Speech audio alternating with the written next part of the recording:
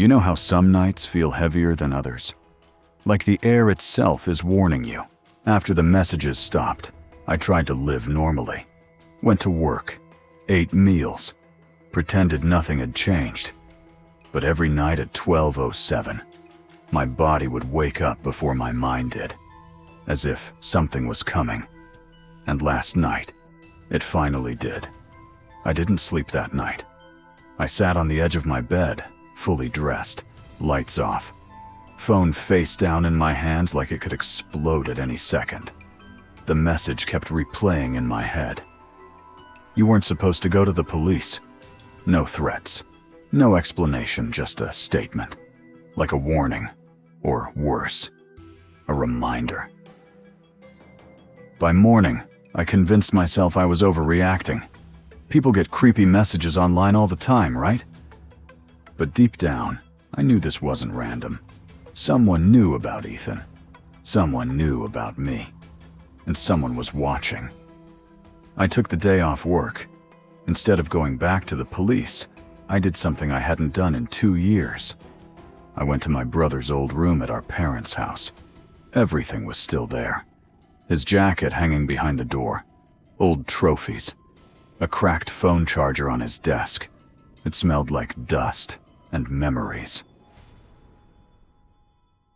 I sat on his bed and opened the one thing my parents never touched, his laptop. They said it wouldn't turn on after the accident. They were wrong. It powered up instantly. No password. My stomach tightened. The desktop was empty, except for one folder, named with yesterday's date. I swear my heart skipped a beat. I opened it. Inside were videos, dashcam footage, time stamped, the same night Ethan died. My hand shook as I clicked the first file. Rain, wipers squeaking, Ethan's voice humming softly. Then, headlights appeared in the rearview mirror. Too close, too bright. The second video showed it clearly. A black SUV, no plates, no headlights, just darkness, following him. Ethan laughed nervously and said, "Okay, that's weird." Then his voice changed. "Why are they still behind me?" The third video. I almost couldn't watch it. The SUV sped up, swerved, hit his car on purpose. Not hard enough to crash him, just enough to scare him. Ethan shouted, "Hey, what the hell are you doing?" Then the final video started. This one was only 10 seconds long. The SUV pulled up beside him. The window rolled down, and someone inside said 2 words, clear as day. "You saw us." The video ended. I slammed the laptop shut. My breathing was out of control. This wasn't an accident. This was an execution. My phone buzzed. 12:07 p.m., exactly 12 hours after the last message. Unknown number. New message. "You found it, didn't you?" I didn't respond. Another message came instantly. Ethan wasn't meant to record that. My blood ran cold. "How do you know about the laptop?" I typed. The reply took longer this time, almost like they were choosing their words carefully. "Because it was supposed to be destroyed." I felt dizzy. "Who are you?" I typed again. This time I added, "Tell me the truth." 3 dots. Stopped. Started again. Then finally, "I'm the one who called 911 that night." I froze. "You said you were behind him." Another pause. I lied. My hands were numb. "Then where were you?" The reply came slow, heavy. "I was in the SUV."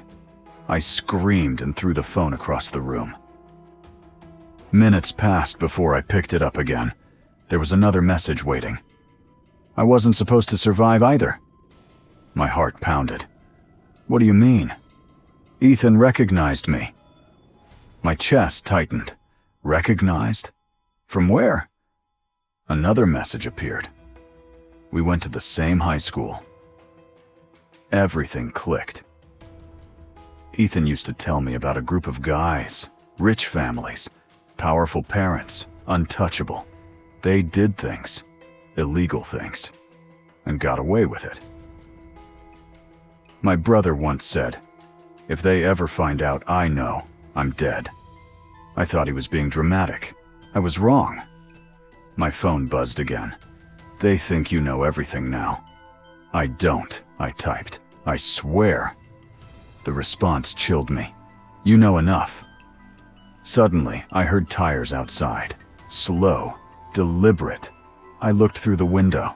The black SUV was back, closer this time, right below my apartment. My phone vibrated one last time. "If they come inside, don't run." "Why?" I typed, tears streaming. The final message appeared.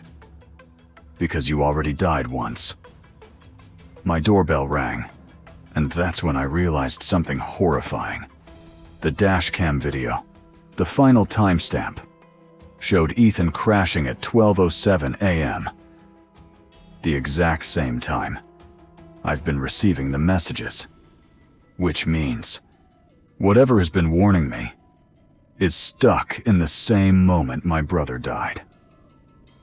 And now, it's trying to save me before history repeats itself. If you're listening to this, then I didn't make it out the way I hoped, because everything I thought I understood about my brother's death was a lie. The messages weren't warnings, they were instructions. And tonight, at 12:07, it's my turn. The doorbell rang again. I didn't answer. I didn't breathe. I stood frozen in the middle of my living room, staring at the door like it might breathe back. My phone vibrated in my hand. 12:07 a.m. Exactly. Another message appeared. "They're inside the building." My stomach twisted. "How do you know?" I typed. The reply came immediately. "Because this is when it happened last time." The hallway light outside my apartment flickered. Footsteps echoed. Slow, heavy, not rushing, like they weren't afraid of being heard. I whispered, "Ethan." I don't know why I said his name, but my phone buzzed again. "I'm here." Tears filled my eyes. "You said you were in the SUV," I typed. "You said you lied." A pause. Then, I was. My chest tightened. "Then why are you helping me?" The reply came slower than usual, almost painful. "Because I pushed him." My legs gave out. I slid down against the wall, barely able to hold the phone. "What?" I whispered. Another message appeared. I didn't know it would end like that. The footsteps stopped, right outside my door. I covered my mouth to keep from screaming. My phone buzzed again. They told us it was just intimidation. A knock, hard, authoritative. "Police, open the door." My blood ran cold. The voice didn't sound right. Too calm, too practiced. My phone vibrated violently. "That's not the police." "Then who are they?" I typed with shaking fingers. The response came instantly. "The same people who made me watch him die."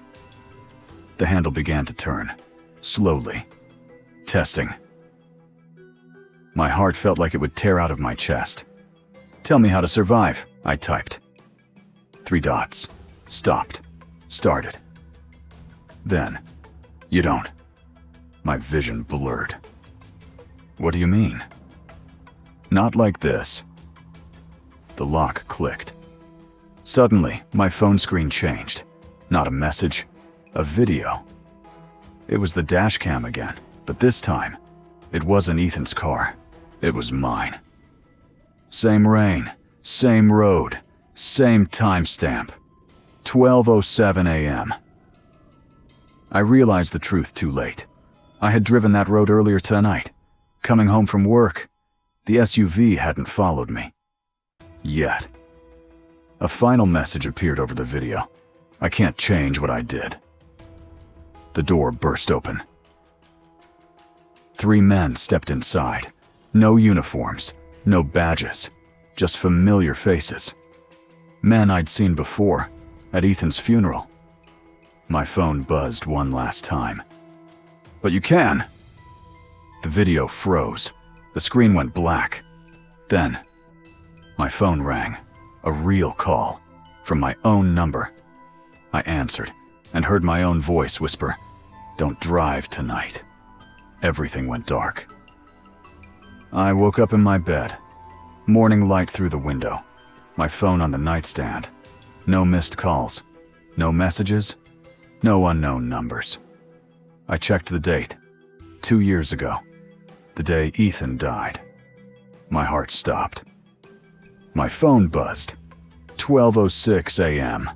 1 minute left. A single message appeared. From a contact named Ethan. "This time I need you to save me." And somewhere outside, an engine started. No headlights.